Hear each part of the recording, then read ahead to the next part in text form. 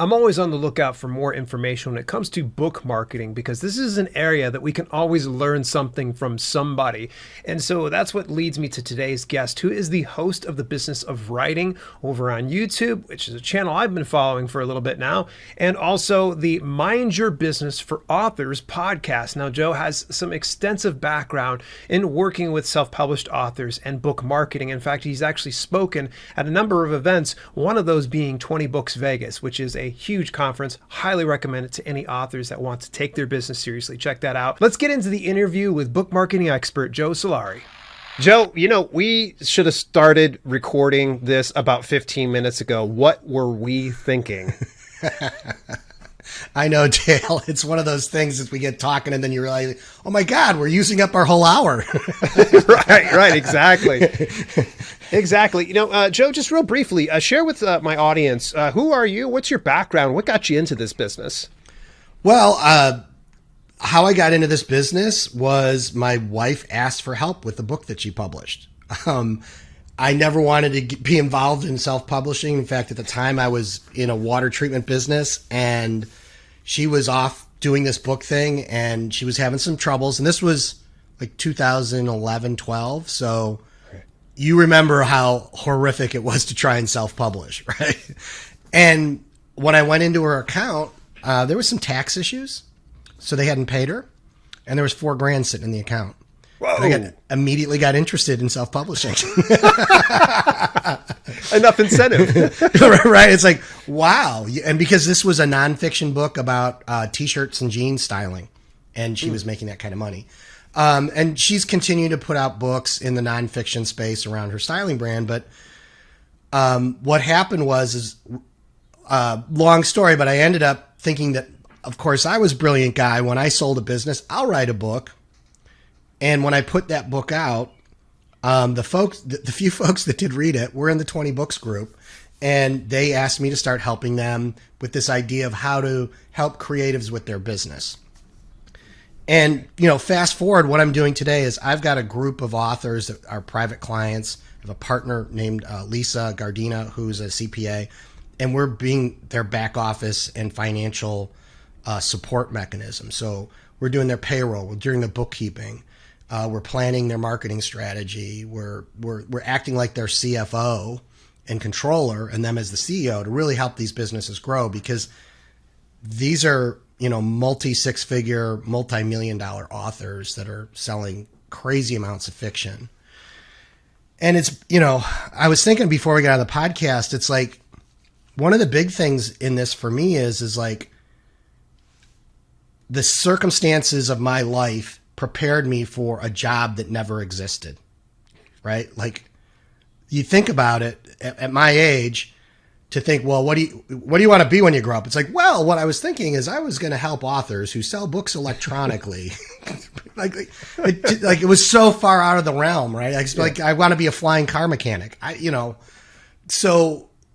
But I did build this set of skills, a particular set of skills as operating small businesses that really put me in a great position to help creatives think about the writing like it's a business, right? And too often there's mistakes made because marketing or advertising gets mistaken for business, and it's not. It's a facet of it, but it's not what you need to do. So that's really where I am today. How I got here and how I'm helping authors is really thinking about how you can turn your daydreams into cold, hard cash. This is really cool. And there's so much that people can explore. And obviously, I'll leave some links inside the show notes. That way they can take a look at your site and also visit you on YouTube, where I'm currently subscribed, and also over through podcasting platforms. But there was something that you and I had chatted about, and I felt, let's hit the record because this is super fascinating.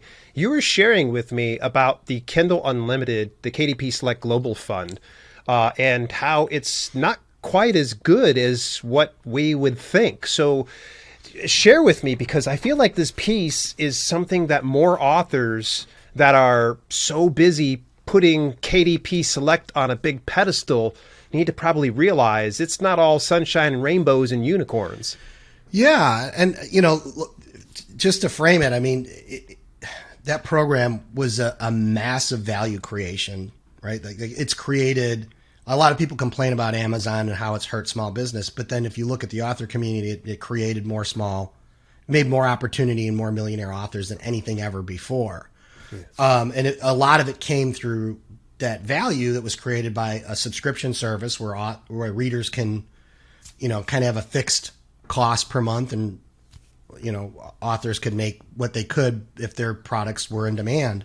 Mm-hmm. And I've got why I got into this specific thing in the article that I wrote about what's going on with the page rate and the pool as a whole was because I have clients that are doing multi 6-figure, 7 figures doing this, and they're wondering what's going on in their business. And when we started to look in, it's like, wait a minute, your revenues are coming down, but actually your page reads are staying the same. Mm-hmm. And so we thought, was there some discrepancy? What was going on? So what I did is I did an analysis. And if you look at a chart over years, the KENP rate has been on a slow decline. That's been obvious. It's got its ups and downs. But when you take the time to normalize it or adjust it for inflation, right? So what I did is adjusted it to 2015 dollars.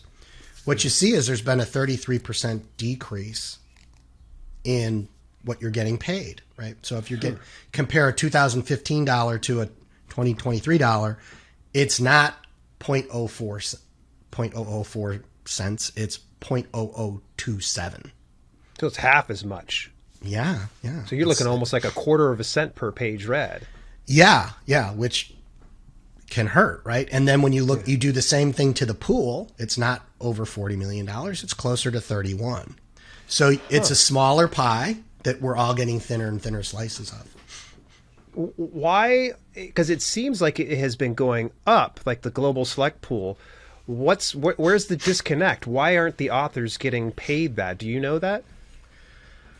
Well, I mean, if you look at what they're publishing as far as dollars, yes, the pool is going bigger, right? But when you say, well, a 2023 dollar is not worth what it was in 2015, then that pool is actually smaller. So the purchasing power of your slice of that pool is smaller, right? So it's it's kind of nerdy economic stuff, but the reality is your eggs cost more and you're getting less per page read. That's why as an author, you're feeling the pinch, right? Is you're paying more, you're getting paid less, right? Because the pool is a fixed amount. You don't get to, let's put it this way, Dale. The same book, if you're selling it, you can raise the price, right? Inflation still applies to that. You're not making as much, like if you raise it $1, you're not making it the full dollar that you think you are because of inflation. But in the pool, what's different is you don't have a say in price. Yeah. Right? You can make more page reads. You can hopefully get more audience read those page reads. But what that page read is worth is dictated by the owner of the subscription service. So that's why you're feeling it, is you don't have that control. So what are some of the implications that are involved in this inflation? Should authors pull out of KDP Select? Should they, be a little bit more cautious, or should we just kind of go on business as usual because inflation's to be expected? Well, my take on it is I'm not an all or nothing person when it comes to the marketing strategy for authors. It's like Kindle Unlimited customers are Kindle Unlimited customers. You happen to be a vendor of product to them, right? So when do you want to put your product into KU and for how long, right? Now, for some authors, this is a really hard thing to get their brain around because 70% of their money's coming from it and they're making a lot of money, right? Like if you're a top rom-com author in, commonly ranking in the top 10 of the store, 70% of your money is coming from KU. You're making millions, right? Yeah. So this is just mind-boggling numbers to think about, like how I would change that. The way I like to think about it is like how like Apple deals with phones. It's like when, as the new phone comes out, the other ones get cheaper and you're like, well, the phone I have now, they give away for free with an account, right? Yeah. So do you release somewhere else first, say direct on your website, or through a Kickstarter launch or whatever you like are comfortable as far as a strategy. And then it eventually makes it into KU either forever or for a period of time, right? So it just becomes a pricing strategy. Interesting. So you probably would say that KU is not something people should avoid, but they should probably use it sparingly within their business if they want to make a full-time income from this. Well, I think you have to think through how a business strategy, and this is kind of the stuff that I always talk to authors about, is it's not just as easy as selling books, right? It's a really, getting somebody to buy a book is a really complicated process. It's not as easy as they make it seem. It's just like, hey, buy my book, send it, here's an ad, go. Just because I bought your book doesn't mean I read it. So true. Right? In fact, my opinion is what sells your book and all future books is the first book you get somebody to read. Right? When I read it, if I connect and I get that experience, then I cross this barrier, right? I go from it being a barrier of entry, right? Because most voracious readers would rather reread one of the books on their shelf than go find a new author, right? It's precious, that time. I know the experience I'm going to get. It's just like rewatching a movie. Why do you do that? I know how Godfather ends. I can recite every line. Right? But it's the experience, right? So like, if I can tap into that, then I'm in a situation now where I've connected that reader's identity with my story world. If I can make them visible, right? So that's one of the hard parts about KU is, do I have a way for them to become visible to me through signing up for my newsletter or coming to a Facebook group?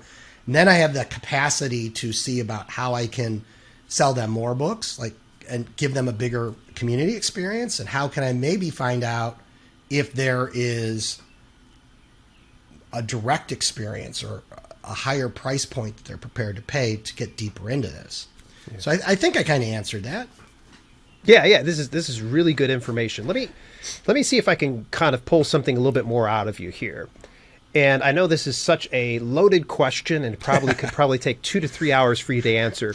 In an ideal world, like right now, 2023, what would be the best book launch strategy? And would that include something like KDP Select? Yeah, it would. And I think it depends. The short answer is it depends, right? But let's talk about a new author, because I know you get a lot of new authors coming here. Yeah. And I think that launching in KU may still be the best choice because it's such a target-rich environment. It's easy to get to the audience you want. And if you know your genre and you know your audience and they're heavy in KU, then why would you go elsewhere? And I have a lot of people talk to me like, well, I don't like what Amazon stands for, and I'm going to go out and I'm going to do this direct. God bless America, go do that. Understand it's going to take longer, right? Yeah. Because there is, you get to draft on Amazon's trust when you do KU, right? Yeah. Whereas when you're doing your own website, well, now you have to know, people have to know you, like you, and trust you. Like, that's old school stuff. Whereas on the other hand, when it's Amazon, it's like, well, like, they got my credit card, I bought my cat food from there, and I like this book, and it seems like a good blurb, I'll buy it, right? Yeah. So I think that that does make sense. But if you're an author that is heavy in KU and you're thinking about how I might launch in the future, I would start looking at some wide and specifically direct strategies where you really have control over the experience. Because the reality is people don't want to be in reality. Right? Like they want to be in your fantasy world. They want to be in your sci-fi world. They want to be in your lit RPG world. And now you bring it over to your website and you can start doing that stuff. Like, you can make it really on brand and start to blur the lines between, your story world and reality. And, why do people go and dress up like stormtroopers? Like, it's the same thing. We create this identity out of these stories. And when you can tap into that, and indie authors can do it, like, they can do it better than anybody else because they can move quick. They can listen, right? Those kind of things make you a better marketer because you can see these things moving in the market and go, oh, well, like, These are the stories my fans want. I'll give them that. Interesting. So you briefly talk about, okay, we launched the book. We get it on out there. I think the one piece of the puzzle of really building that author business that a lot of people, I think, are really just either scared of or against, and that's that marketing and promotional element. Could you share just a little bit more, like, what do you think a lot of the indie authors are getting wrong right now when it comes to marketing and promoting their books, or even selling more books? Oh, that's the easy one. Okay. They don't treat their customers like they'd like to be treated. Oh, do tell. Give me a good case scenario. Well, I'm going to slam your Facebook feed with buy my book, buy my book. Like, how quick do you fly like that? Does every one of your emails just a string of I've got this box set, I've got this, I got that. It's like, I think the most ironic thing is when an author says, I can't get my readers to read my email. It's like, so let me get this right.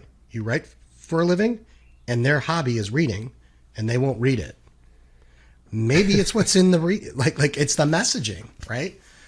And if you start to think about how you as a reader would like your favorite author to treat you, things change. Like like I have favorite authors and I think about them in a way that attaches to my identity. Like my personal view of myself is how I think about these brands and the things that I think are cool and the things I think aren't. So I can use that to get people to support my brand, right? If I give them ways to come in and feel like they belong, give them status, like these are like Maslow's hierarchy of needs stuff that we can do that you can't get on a platform like Amazon or Apple, right? So I think that that's the thing is when you start thinking about like, oh, I can, first off, I want to make these people become visible to me. I want to have them come out of the woods so I can see who they are, right? Because you could build a really successful career on Amazon with Amazon advertising and with KU and never ever touch a customer. Yeah. That's a super fragile business. Oh yeah, for sure. Right? I've seen some crazy worst case scenarios too when that happens too. Oh yeah. And some it doesn't like big people not doing anything illegitimate. They get caught by a bot and their account gets closed down. And fortunately, they have such big businesses, it doesn't suffer too much, but it's never the same, right? The momentum changes, right? Because here's the weird thing that people forget with the way digital marketing is now is everyone's trying to figure out like what kind of wushu gambit scam tactic can I inject to make Amazon do things for me? And it's like, what they're trying to do is connect the right product with the right customer. Yeah. Right. So, for example, you'll hear a lot of people saying, well, send all kinds of traffic to your sales page on Amazon. It's the wrong thing to do. Okay. Absolutely wrong thing to do. And why? Because if you send the right traffic, you just send your audience, let's say you're launching the next book in a series and it's only 300 people that are at that point from your email list that are ready to buy book 8 and they've read up to book 7. And you send those people and they buy. That conversion rate is going to be insane. Mm-hmm. It's going to be like double-digit conversion rate. And Amazon is compelled by its very code to be like, what was that? I can go find more people like that, right? And the better and cleaner you make that signal, it'll be easier it is for the algorithm to find those people and then send information out to them. And they're like, oh my God, this is like the old days when Amazon just magically knew what I wanted to read next. Yeah. But what gets lost is you throw a bunch of traffic on top of that. Well, I'm going to do a bunch of stacking promos and this and that. And then I got my list that I made off of BookBub that's all these discount shoppers, and all that traffic comes and bounces. It drives down your conversion rate. Right? And now that 300 people that were glowing examples of your ideal audience get lost in all the noise. What we want to have happen is we see those people, they come by, Amazon starts showing those to similar people. And what they're going to do, they're going to slide down the carousel to book 1 and buy book 1 because they don't want book 7. or 8, whatever I said we're on, right? They want book 1 because they're like, ooh, I love this. It's a series and there's 7 books and this is what I love to read. Yeah, They everybody's buy got to start at the beginning. Right. Because these people are like your ideal audience that have read through to book 7. So they're like, oh, a new series I didn't know about that 7 books. This is awesome. I've got 3 days of reading. Right? Yeah. So they come in. Now, what do you do to make those people visible to you?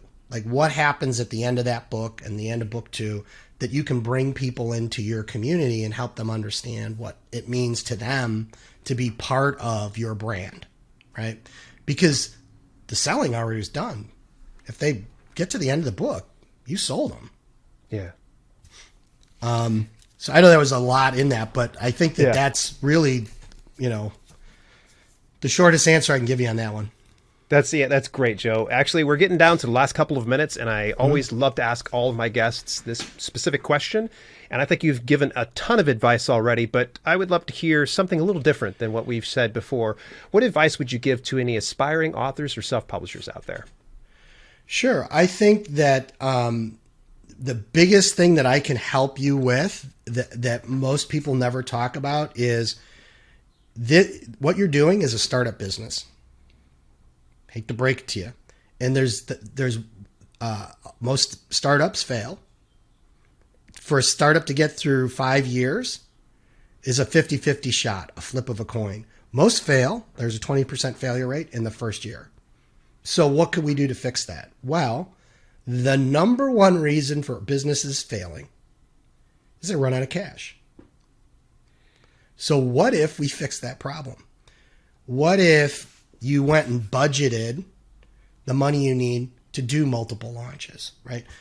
Accept the fact, especially today. I mean, a few years ago, the time that we've been around here, you could launch book 1 to pay for book 2. Like those days used to happen.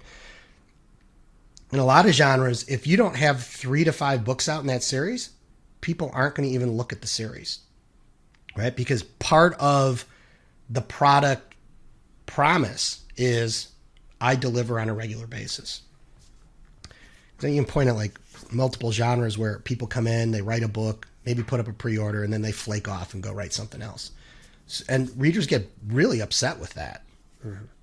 But it's been done and done and done. So like now us coming in, the new aspiring author, it's like, sorry, you're going to be judged by the same metric as everybody else. So you have to do that. So if you do go and do that, and I've got a tool on my website that's free that you can program in. It's called the Capital Planner to help authors do this. And maybe when you get done with it, you'll see like, oh, I'm going to have to like spend $4,000 to get through where I want with this epic fantasy. Okay, start saving. And now your writing schedule can adjust to that. Maybe it's going to take 2 years to write the book or to save the money. And you were planning on writing those 2 books this year. Well, you got more time than you know. Because if you don't have the money and you don't, you'll start making bad launch decisions, and that will hurt long term. So I think that that's probably the big thing that I talk about that most people don't. That really is the single biggest reason why authors get wiped out.